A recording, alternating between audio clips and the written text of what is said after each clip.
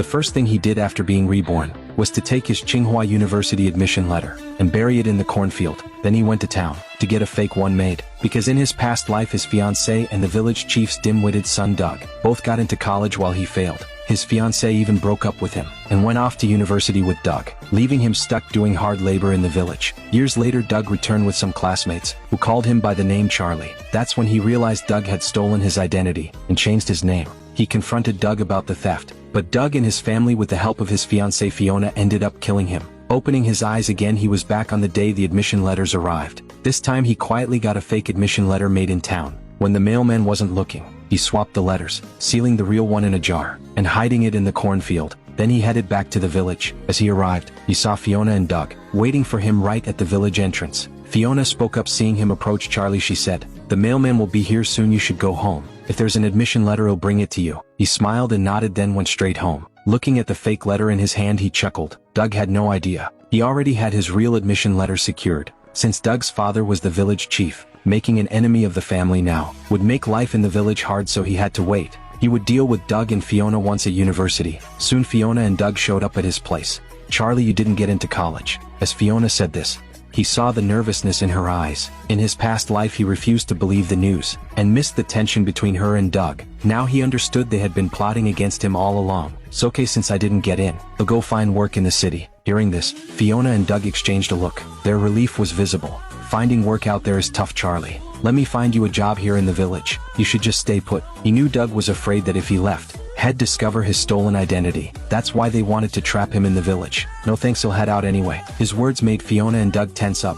Fiona quickly tried to persuade him. "Wouldn't it be better to work here, Charlie? Everyone in the village can look out for you." "No need, Fiona, I'm leaving to find work." In the end, Fiona and Doug couldn't change his mind and left frustrated. He then packed his bags, ready to go to town the next day, buy a bus ticket and leave. When the semester started, he'd go straight to the university. But that very night, Fiona and Doug came to see him again. "Charlie, I'm here to call off the engagement." Just like in his past life, she came at this exact time. Because Doug had given her $1,000, she offered $500 to him, saying it was to return the bride price. Back then his mind was in turmoil and he didn't question it. He just took the money and handed back the signed marriage contract. But this time he wouldn't make that mistake. "Calling it off is fine, Fiona, but the contract you signed states, if you break it you owe my family an extra $500. Fiona was stunned by his words. She knew years ago to win his family's trust, she didn't hesitate and signed that agreement. She thought he loved her so much that if she asked to end things, he would just agree and not demand more money. She just got $1,000 from Doug, and giving it all away pained her. She needed money for school too, but without paying she couldn't get the contract back.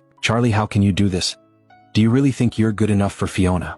"Whether I'm good enough or not, if she breaks it off now she has to pay. Of course you can choose not to. He'll take this contract and sue her. Then she can forget about going to college." As soon as he finished speaking, Fiona's face changed completely. She had to go to college, so she quickly handed over the $1,000 from Doug to him.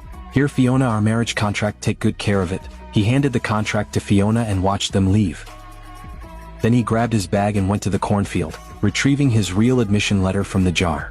He slipped away quietly under cover of night. Once out of the village, he went straight to town and checked into a motel. Only then did he finally feel safe. Arriving in the city, he found a job near the campus to wait for the semester. Soon the first day of school arrived. He went to the university with his admission letter, and right at the gate saw Doug and Fiona, along with Doug's mother. All three were shocked to see him. He could see the panic in Doug's eyes. "Charlie, what are you doing here?" "I'm here to study." "Charlie, what are you talking about? You didn't get into college. Why would you come here?" Watching Fiona's terrible acting, he just smiled. Doug's mother chimed in quickly. "Now look, Charlie, you failed the exams. Go back home, you've been working odd jobs for months. If you're broke it's fine, I'll give you $100. Just leave." He smiled at the family. "I was just looking." After saying this he walked toward the school. Seeing him head for the entrance, Fiona's face paled. She tried to grab his arm, but he shook her off. Right outside the school gates, he wasn't afraid of them anymore. "Fiona, I'm going to school, why are you stopping me?" "Charlie, stop messing around. You didn't get in. What are you doing here? You need to go back right now." "Fiona, who are you to tell me what to do? Where I go is none of your business." Fiona was taken aback. "I'm your fiancé, shouldn't I care?" "Fiona, you seem to forget you took the contract. You and I are done." His words made Fiona's face turn ashen. He knew she took $1,000 from Doug's family. That's why she was desperate to stop him. And if people found out she helped Doug steal his identity, she'd face serious consequences. So now Fiona was even more nervous than Doug. Looking at her he smiled, then pushed past her. "This has nothing to do with you, I'm going in." As he said this, He turned toward the school, seeing him still trying to enter. Doug glared coldly from behind. "Charlie, even if you get in, it's useless. You have no admission letter. You can't enroll." He glanced back at Doug. Doug had no idea what kind of trouble he was in. Seeing him head for the entrance again, Fiona grabbed him. "Charlie, you can't go in. Fiona, if you keep holding me back, I'll call the police." His threat made Fiona's face go even paler, especially with the scene they were causing at the gate. Several students and teachers had noticed. A security guard was walking over. "What's going on here?" "I'm here to study and they won't let me in." The moment he spoke, the guards turned to look at Fiona and Doug. The whole family looked panicked. Doug's mother spoke up quickly. "He's lying, he failed. He never got into college. That's why we're stopping him." "Yeah, he can't even show an admission letter. My letter is in Doug's hands." That's why Doug was so confident. But Doug had no clue, had already taken his real letter back, and made a fake one. What Doug was holding was the counterfeit.